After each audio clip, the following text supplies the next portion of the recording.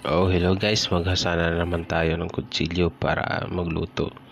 Alamin nyo kung ano yung lulutuin ko, bakit hinasa ko yung kutsilyo na yan. Kung gusto nyo alamin, sige samahan nyo ko sa video na to para may pakita ko yung ilulutuin.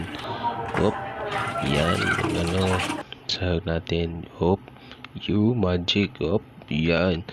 Hop, magic na naman. Hop, yun yung mga ihahanda natin.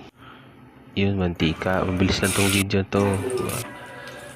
Bawang, sibuyas, tsaka dahon, tsaka yung shell. Yun ang kuha namin dun. At hindi magpapahuli sa lahat. Yun. Yun.